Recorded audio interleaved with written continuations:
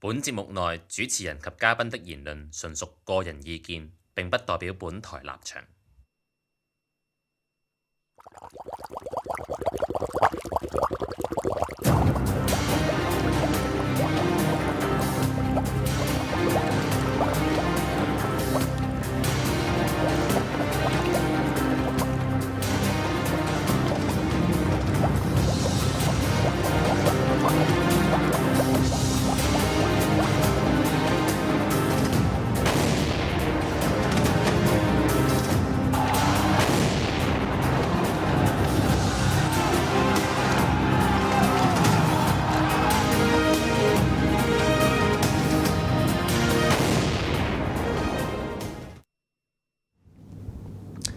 Hi, welcome back. In this last section, we're going to turn away from localism and look at some of the other elements of the democracy movement.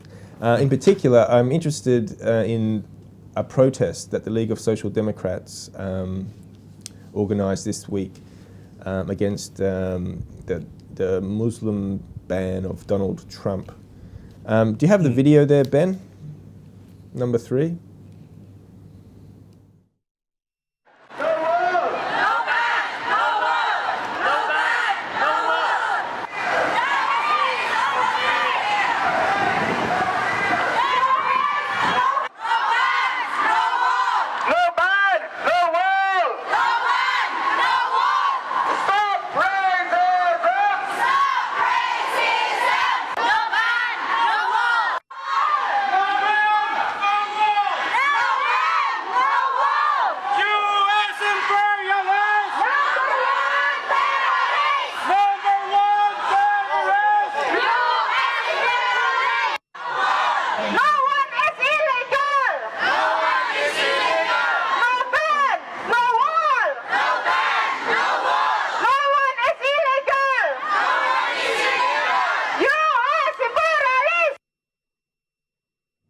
Yeah, I was surprised when I saw this because, the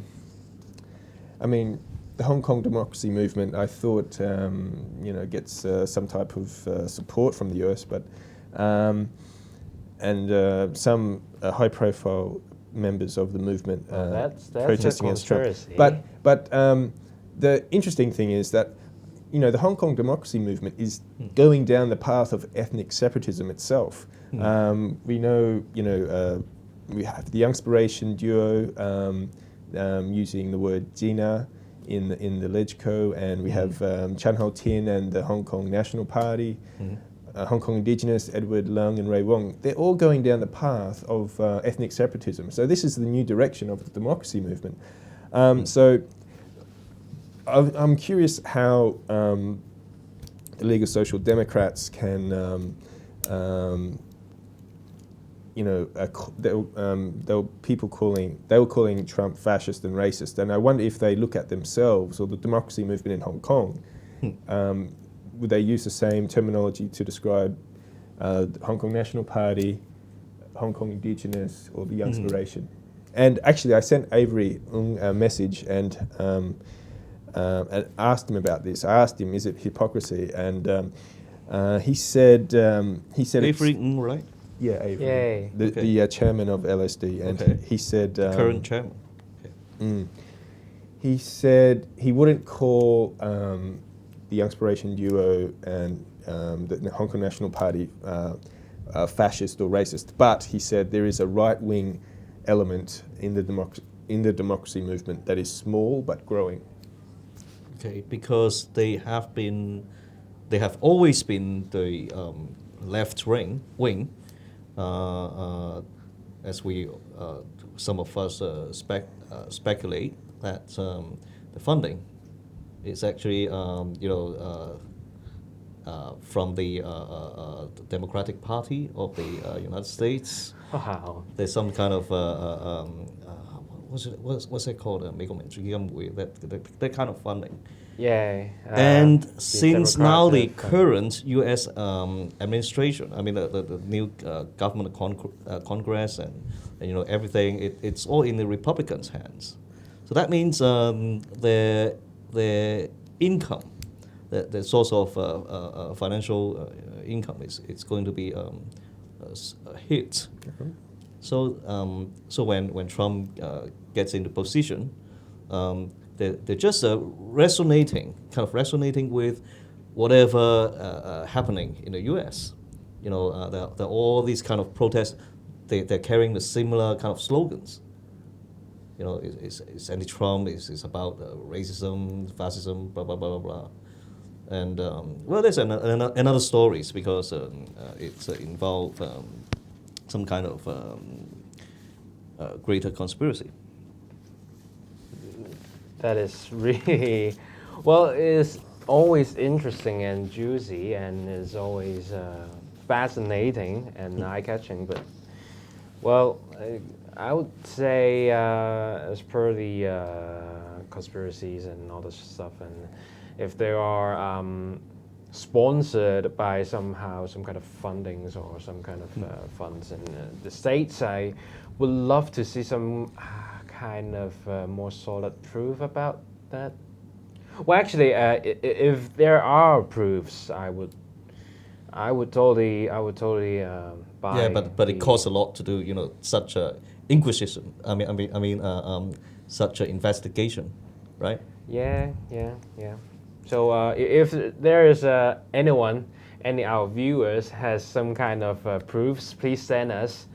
We have. Or maybe if you got any better idea about what's going on, you can just send us some comments. Comments, yeah, definitely. On a related topic, Ben, can you show picture 4, please?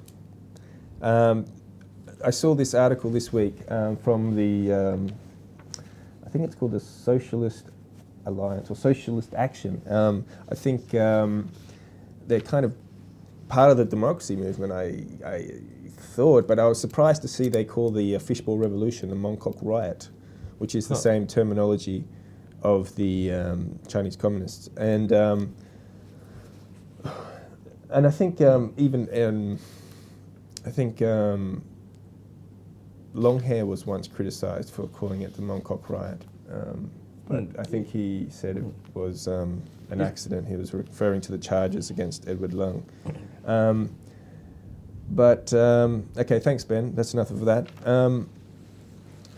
So the division over the division in the democracy movement, I think, is becoming clearer, and this is one of the things that I guess I want to do on this show is point out that the Hong Kong democracy movement is riven, split, and ideologically, the old Democrats used to thought of themselves, or still think of themselves as Chinese, and their goal is democratic China. And when they say democratic China, they imply that Hong Kong is part of China and that Hong Kong people are Chinese. But that's fundamentally, there's some kind of fundamental difference. Yes. The new democracy movement, represented by people like Edward Lung and Ray Wong, Youngspiration, etc., and Andy Chan Ho Tin, they have this opposite ideology, and that is that Hong Kong people are not Chinese and Hong Kong is not part of China, and they're going for independence. So these two opposite ideologies are still within the same democracy movement. Yet they collide. Yeah. And Ben, would you mind, is the time right? Yeah, I'm not sure about that time, actually. It's not. I will fix it. Okay, thank you. So are we going to talk about the other discovery that you made the other day, like well, a website? I just want to bring this up because I think it's a interesting website. It's called Big Lychee. Big Lychee? It's a blog, English language blog, focused on Hong Kong politics, like ourselves. Okay. And we have a picture for that. Yeah, there it is. It's actually, it's quite a regularly updated blog, and it has a very well-to-do banker, expat, snobbery, element to the writing style. I think the writer writes like that he lives in the mid-levels and he's going up and down the escalator all the time, as if he was a banker or something, an expat banker, a well-paid foreign banker. The funny thing about this blog is it seems to very much reflect, I would say, I guess, is the US line on Hong Kong politics. And sometimes I wonder if it's a kind of like a CIA propaganda blog. So what kind of stance or what kind of value are they trying, or message they're trying to convey? Well, it's you know, it conveys the pan-democratic message, although it, along with Western media, suddenly shifted last year and started becoming sympathetic to the ethnic separatists. And actually it was that kind of triggered my suspicions, actually. Because at that time all the Western media were shifting too. And it seems that the Western media pretty much not very independent when it comes to Hong Kong. They just reproduce the kind of official kind of propaganda line when it comes to the Hong Kong democracy movement. There's very little independent or critical journalism about the Hong Kong democracy movement. And so that's something that we're doing on this show. So, well, it's, I mean, with the previous US administration, the Obama period, if they want to say something about to I don't know, to influence or to manipulate Hong Kong, they don't do it directly. Well, but maybe it belongs to that kind of stuff. Yeah, I mean, the Chinese are famous for having a huge propaganda machine, and their army of internet commentators are called Umao Deng. The 50 cents. Yeah, Yep. 50 Cent Party. Not the singers, but Major difference. yeah. Well, anyway. But yeah, sometimes I think there's you know, there's another kind of propaganda operation, and it's not Chinese, it's well, Western or American, but that never gets mentioned and it doesn't have a name. But It's interesting. yeah, so We just look into that maybe another time and see if the interesting thing about it tries to be very witty, and I guess that's a way for it to get readers. And occasionally it is funny, but it's just something that's not right. I can't imagine any expat banker writing so regularly at such length with such grammatical correctness. I mean, bankers don't really have time. careful use of words, right? Yeah, yeah. And bankers, I don't know, bankers, aren't they supposed to be working like? Yeah, they work long hours and stuff. Yeah. So I think They're there not is supposed to have that kind of time Yeah. for all this crap. I think you know, there's quite a few foreigners in Hong Kong, including bankers, quite a few of them in the finance industry, and you know, they can't really understand what's going on through the media, like the South China Morning Post, or the Standard, or Hong Kong Free Press, which is we'll talk about that one day. Yeah. But I think what Big Lychee does, it kind of gives some more gossipy, Sizzling, juicy stuff. yeah. Just the last article that I read, it was it linked to another anonymous blog about Alibaba buying MoneyGram, which is a international money transfer business. Yeah. Have you heard of that? Have Yeah. you? Yeah. And basically, it was all kind of innuendo about money laundering, and it was Okay. It was, you know, asking the question: Will the SEC, the U.S. regulators, allow this, given that Alibaba is, I don't know, a bit dodgy? Questionable. Yeah, I thought it was like an open secret about the money laundering and all the shit. But anyway, the interesting thing was that this anonymous blog linked to another anonymous blog, and they were both kind of had this. I imagine it seems to be like the US stance, but kind of disguised or hidden. How will you see if it's the old US stance or the newer ones? I really We've couldn't seen see in a point time ahead. if they would dump so much. Well, maybe not much, but they would dump some resources into to write a blog. Well, it's not What for a for? government. I mean, it's not that resources would. It's were not. pretty small. It's definitely not a good way for propaganda because, well, in like digital marketing point of view, it is one single what we call the key opinion leader, the KOL, couldn't do. That's a hot term. Yeah, we can discuss this maybe a little bit later on.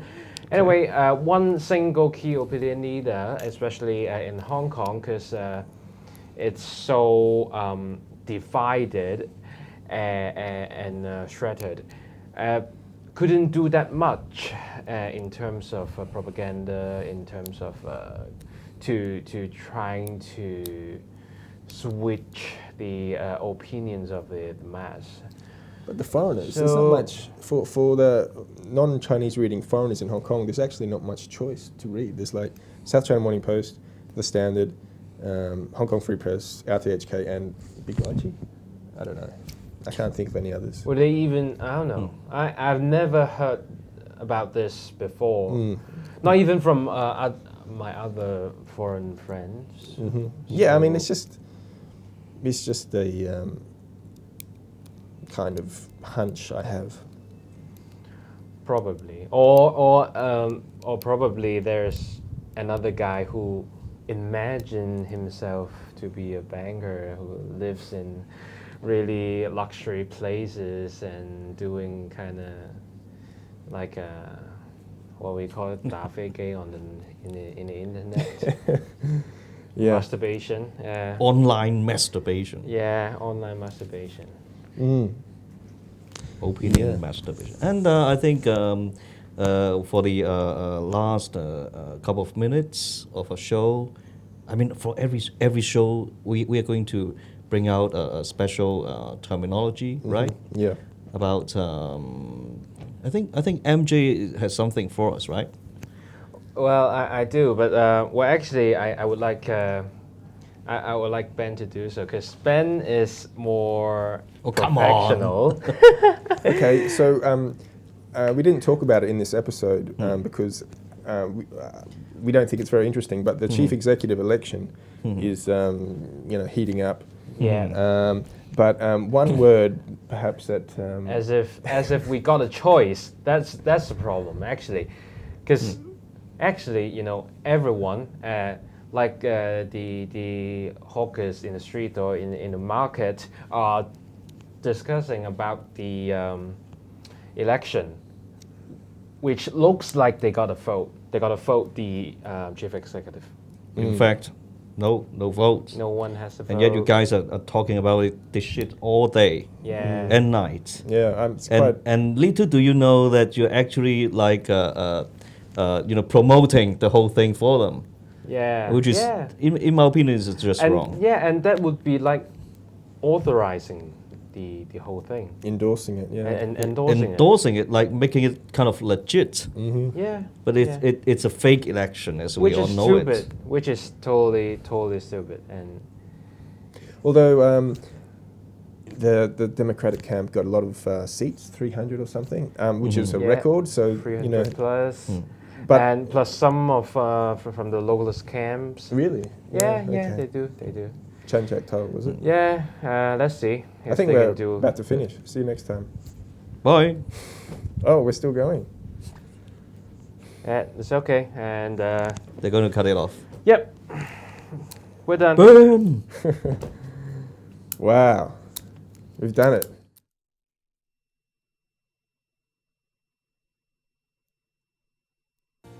驚錯過我哋精彩嘅節目？而家上嚟呢個網址就可以訂閱晒我哋8大頻道，付費之後仲可以重溫晒所有精彩嘅節目。記得要訂閱我哋嘅 YouTube channel 同埋讚好我哋嘅 Facebook 專頁啊！